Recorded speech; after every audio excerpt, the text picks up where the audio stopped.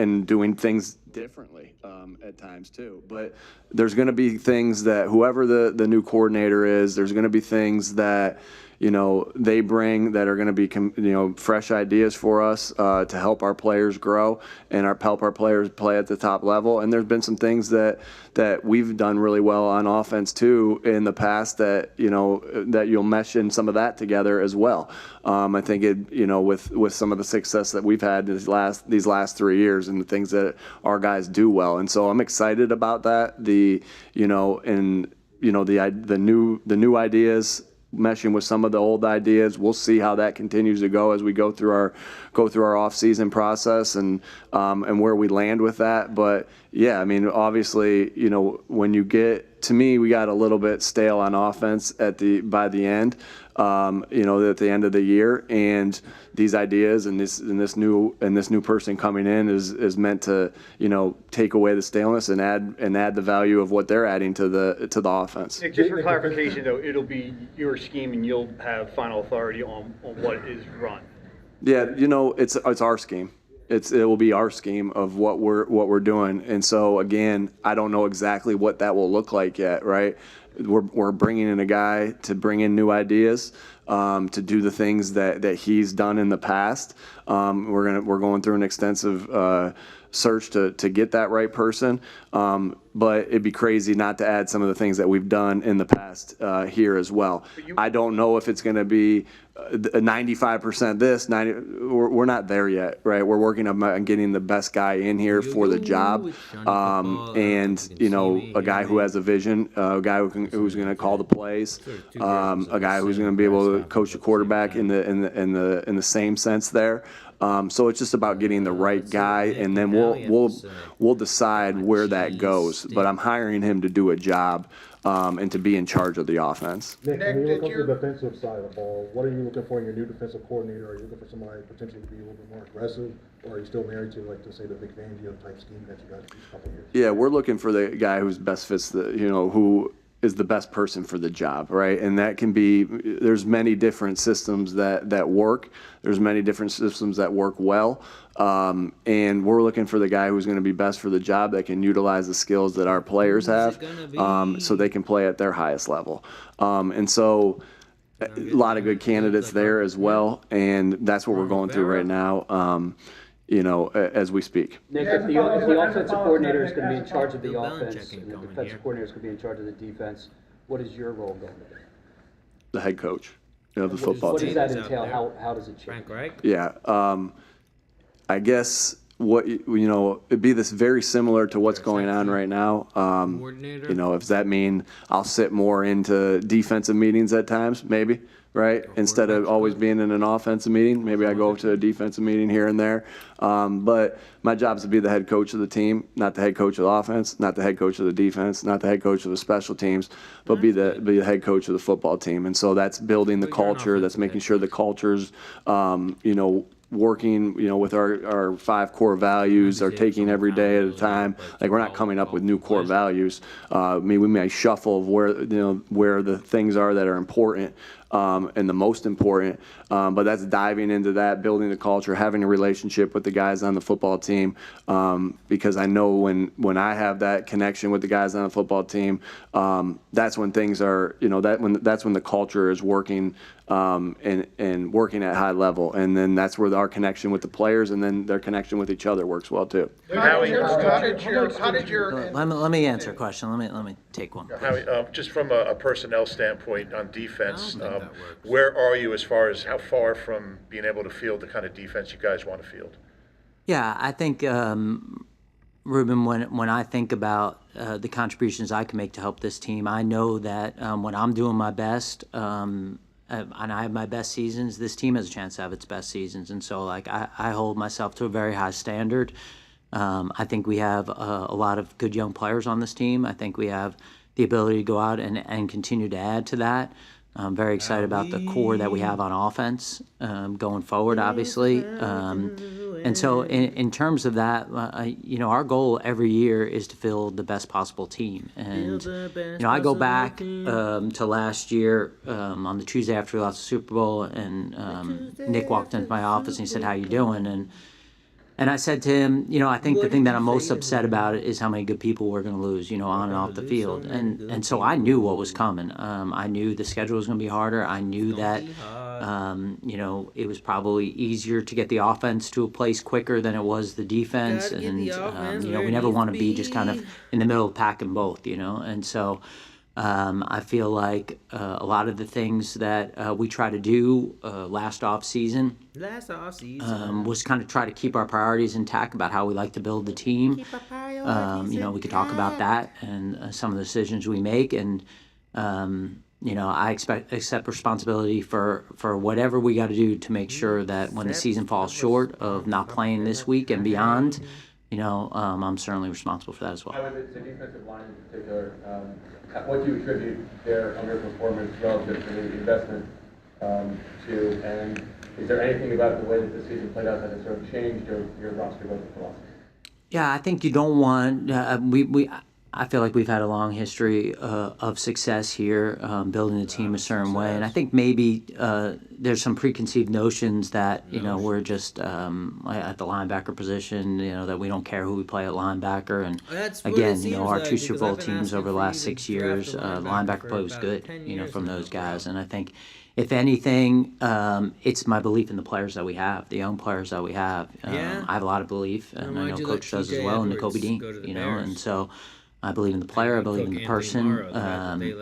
We lost 2 linebackers at that spot, 2 good players from our Super Bowl team. And we had Nakobe Wade in the wings. We drafted him for that role. Obviously, it didn't work out perfectly for him this year. That doesn't change the belief we have in the player. And then, we felt like we'd have the ability to get an off-ball linebacker, a will linebacker who can run and hit. And honestly, when you watch the tape, Zach Cunningham had a good year. He really did. And he had a mentality that we like from that position. Of course, we missed some of the guys that left as free agents, missed some of the guys on and off the field that we had strong relationships with. Howie, what was your involvement in the process that led to Sean deciding? Coach comes to me and tells me kind of what he's thinking. No different than when he decided to give Shane the play calling duty, and he said, "Hey, this is what I'm going to do." I trust him with the coaching staff. That's his responsibility, just like he trusts me with my front office staff, and that's how we're structured here. That's how the relationship works. And I always want to be a supporter for him and a resource. So if he needs me to do something, if he asks me a question, if he asks me an opinion, in a situation like this, he had made up his mind, he had made a decision, and I'm going to support him. If you could go back and do that again, would you do it the same way, would you replace Sean with Matt again?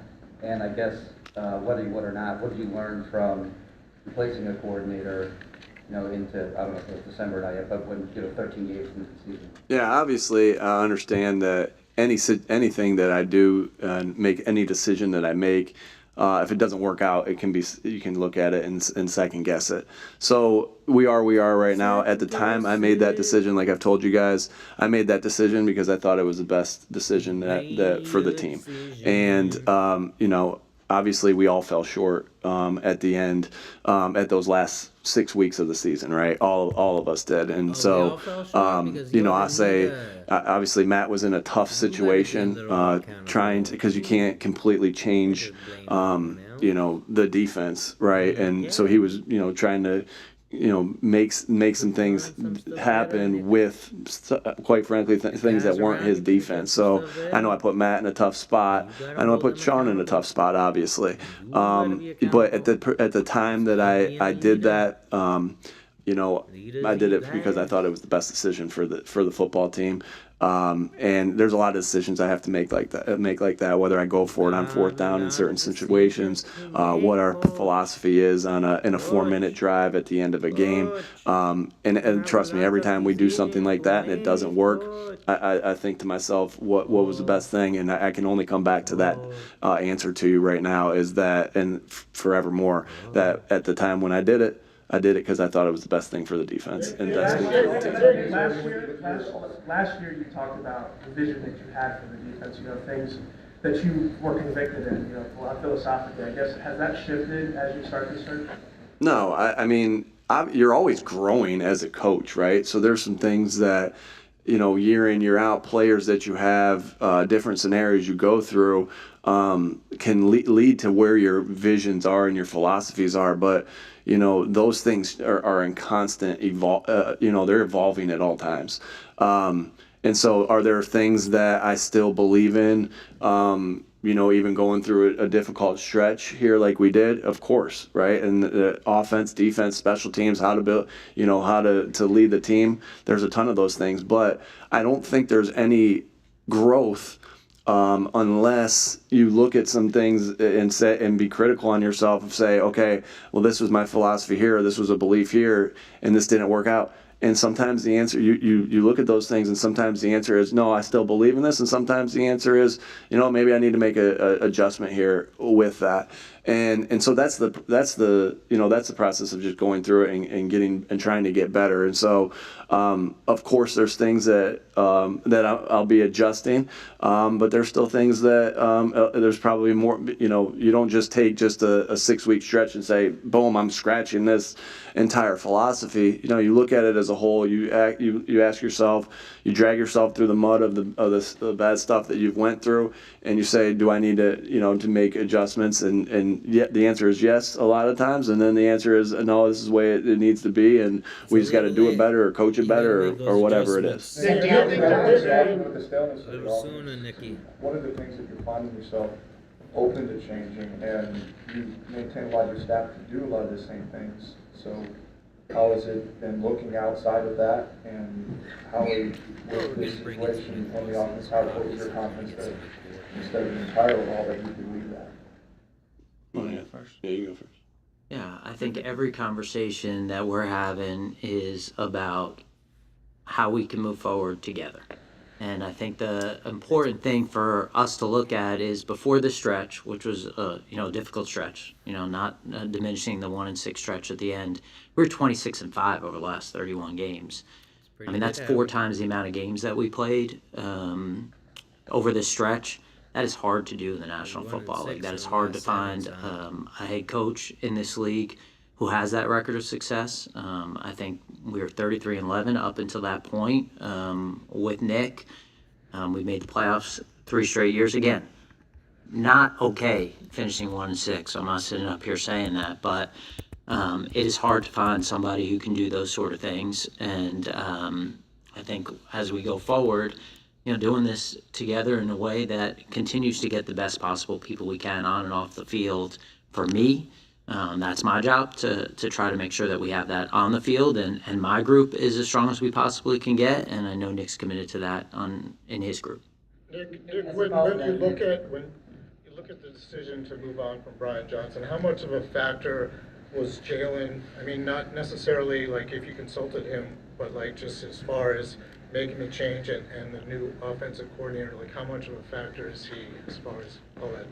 Yeah, like I said, obviously, everything we're doing is trying to get our players to perform better and to continue to grow.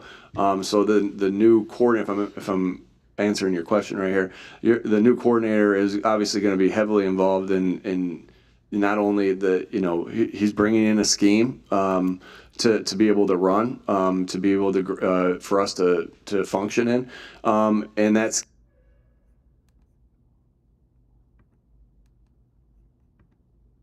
So I'm looking forward to the whoever that is to come in and do those things. As far as and you want there to be comfort with Jalen and whoever is this new coordinator.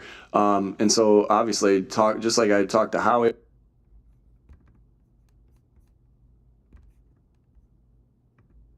That you're in constant communication, especially your quarterback,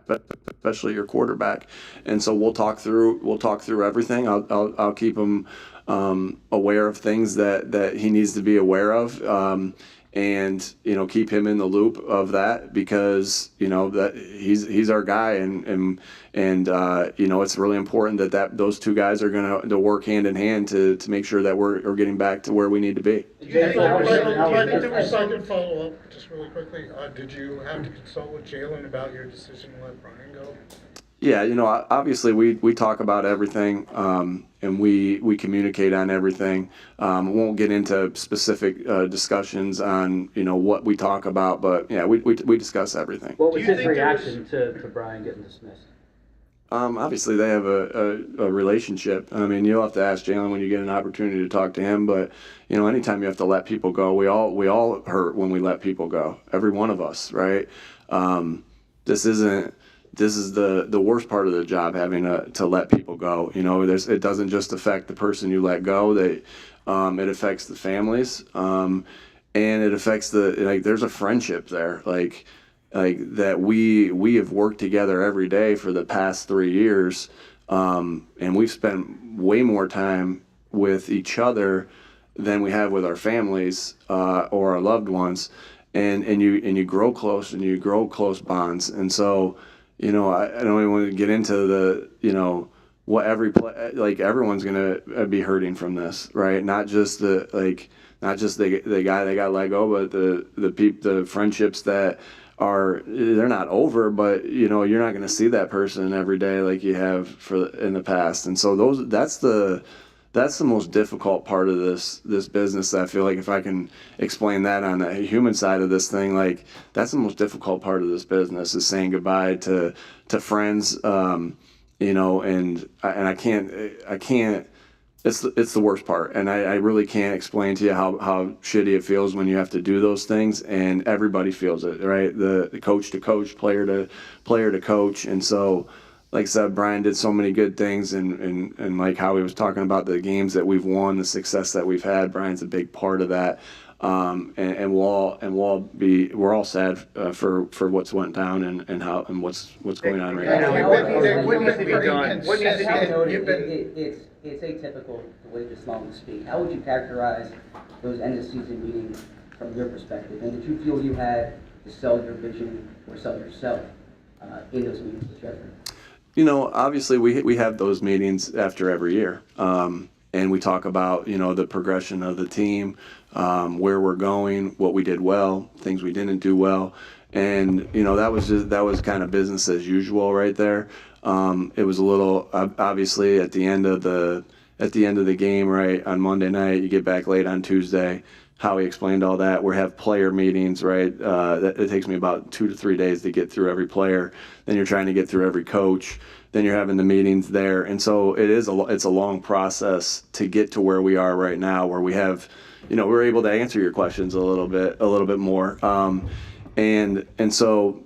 I mean, I guess that's what Howie said. What he said with the, why we're meeting right now. But going into the meeting, did you say what you asked again? Yeah, with Jeffrey, did you have to sell yourself or sell your vision for how to fix it? Yeah, again, it was the same. It was business as usual of how we go about an end of year meeting. Obviously.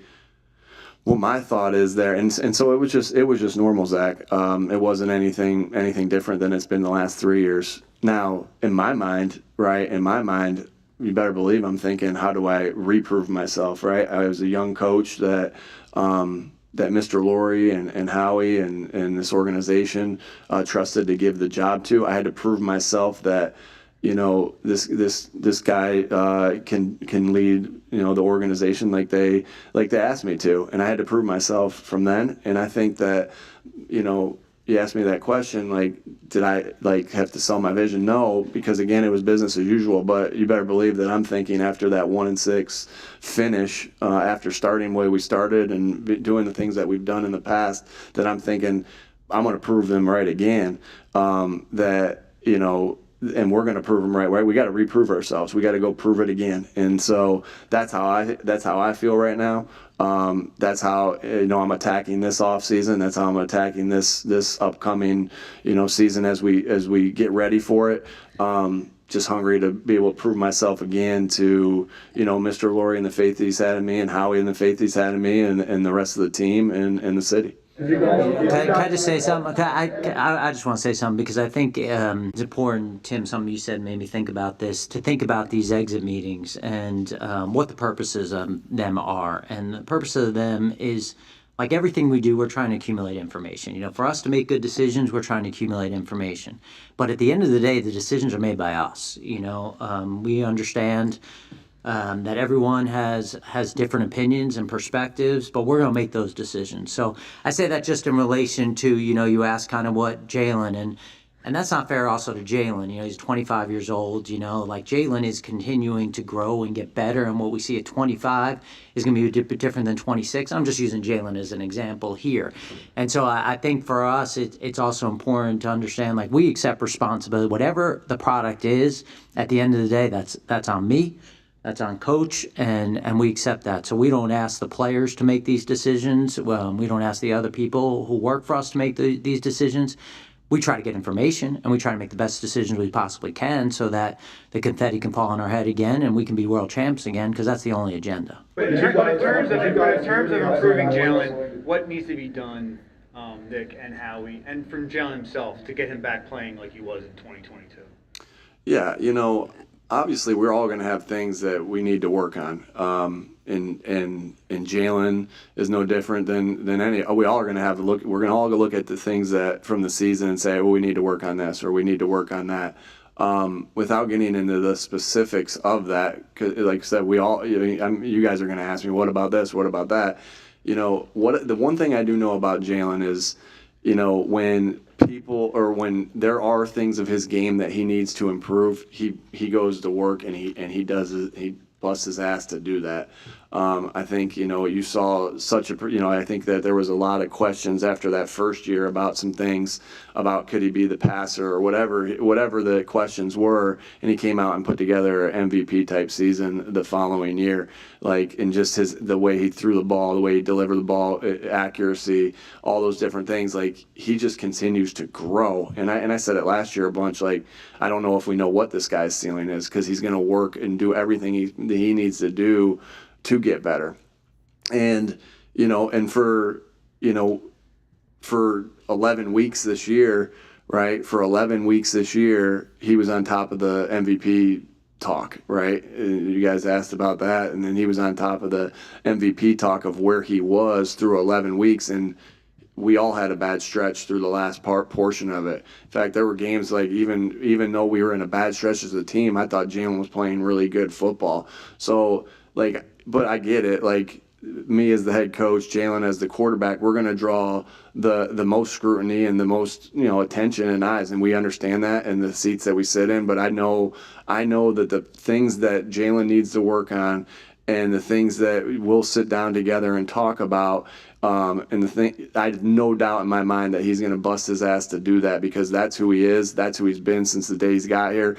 That's why he continues to develop in things that maybe people thought was a negative for him in the past, that he's made into a strength. So I have no doubt about the person doing that, because I've seen him do it. I've seen him do it over and over again, and I look forward to him doing it with this off season, with all the things that we talk about for all of us to improve on. Howie,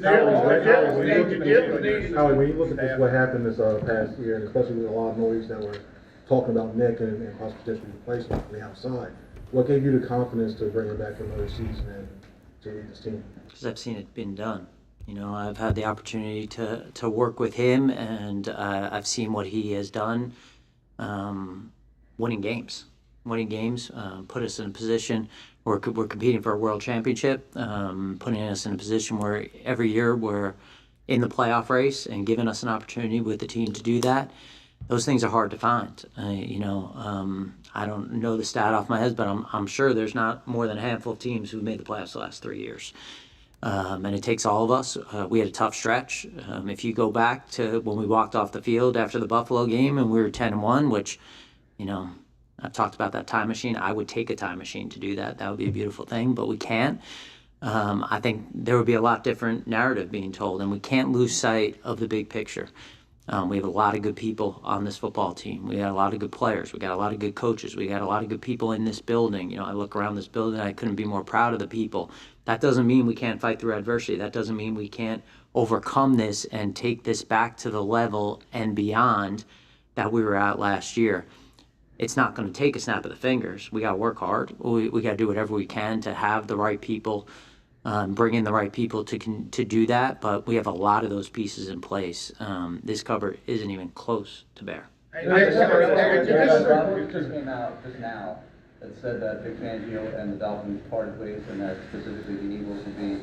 It's just like what happened when you had to do a press conference at one time. It's like just. Buyer trade. What was it? It was the buyer trade. Oh, was it? Yeah.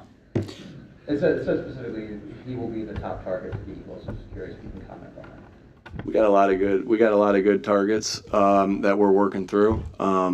You know, and there are a lot of guys that have done really well in their interview process, and look forward to continue on that process. We'll see what happens. Hey, Nick, the assistant coaching staff, the coaches on your staff, and all the evaluations been completed, or you think? We're still working. Yeah, and that's what's tough, right? You're still working, and there's some guys that are still up in the air. You know, I hate this for them because we are replacing coordinators, and there's guys that are up in the air, and their families are up in the air in the sense of like, I got to get a coordinator in before we make a decision on maybe some of the quality controls or some of the position coaches. I know I believe in the guys upstairs, but you know, also there has to be an ability for some of the coordinators to bring in, you know, maybe one or two of their guys or more. And so that's still an evaluation process. That's something that might not get sorted out until the coordinator's hired, until that coordinator gets to meet with some of the guys, make sure they can work together. And so that's still a process that we're going through. Nick, over the years, you've been pretty consistent. You've been pretty consistent with us talking about the offense, whether it's, you know, if Shane's here, it's your offense, calling the plays, Brian, it's your offense. From that change, that evolution, any encouragement come from outside, or is that something just coming from you? Again, I just think that right now we just need to bring some ideas in from the outside, right? And we need to bring a guy in that with new ideas that's not part of this family of coaches. I think that's an important thing. Or even if it is a family of the coaches that has been somewhere else, and then it could be any of that.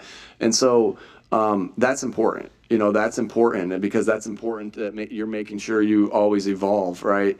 And we are blessed with time, and that, you know, college coaches don't have sometimes because they're recruiting, and we're blessed with how much tape we're able to watch, how much tape we're watching on, you know, prospects, and we see the other college tape and things like that. So the evolution will not just be of, you know, the things that this new coordinator will bring to the table as far as their scheme and things that we may not know a lot about, you know, because it is easy to look out and say, oh, I like to do that, but not know everything there is to know about it. And that's why you're bringing a coordinator in to bring those new ideas.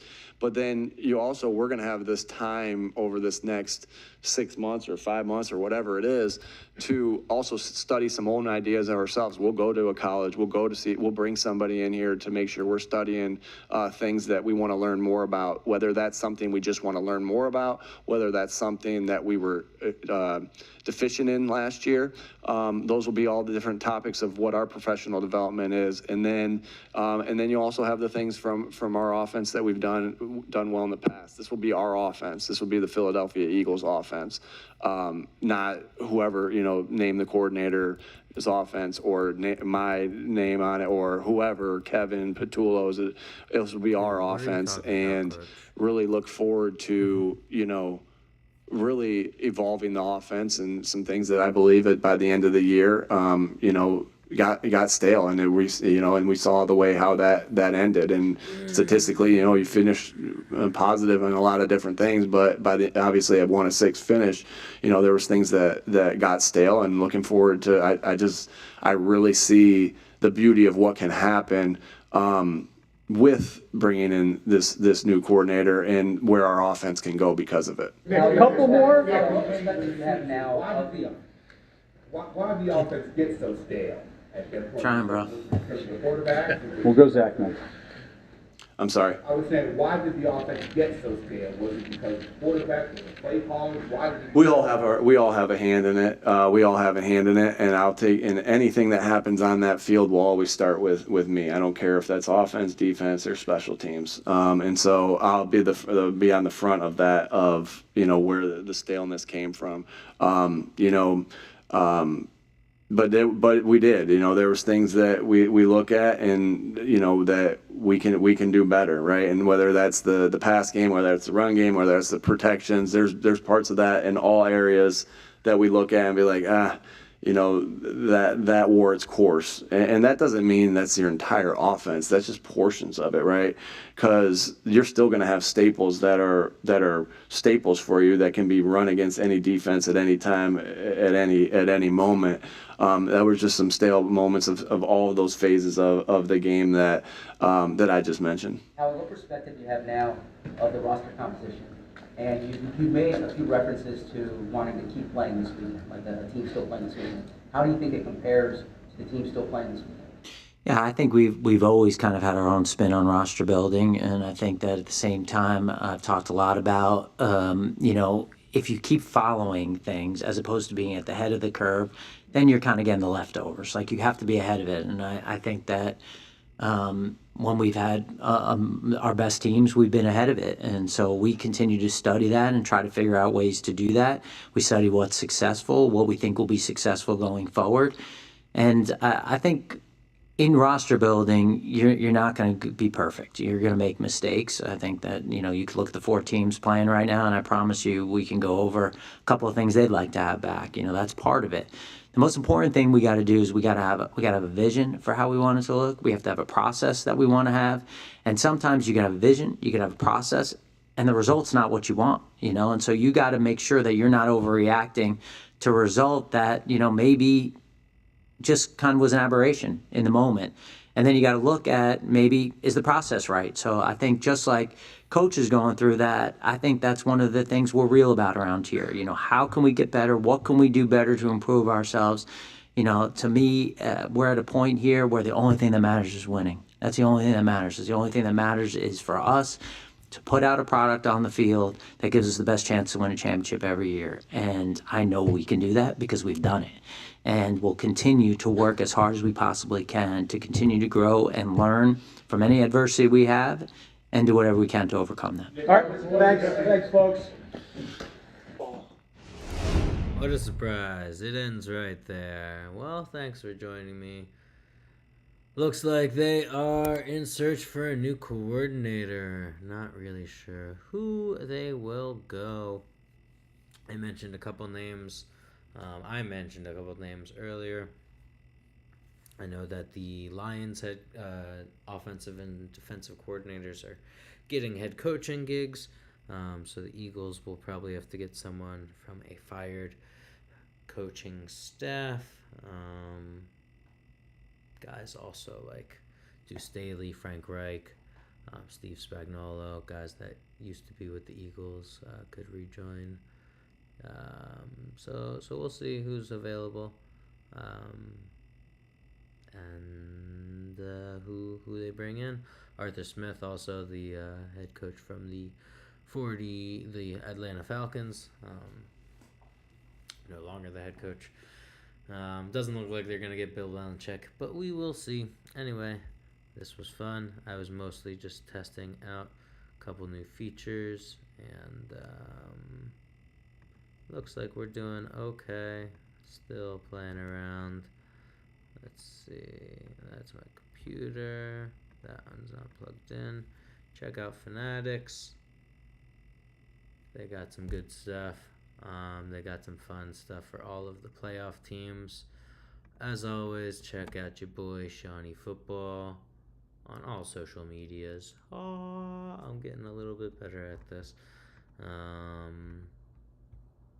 And yeah, we'll see you next time.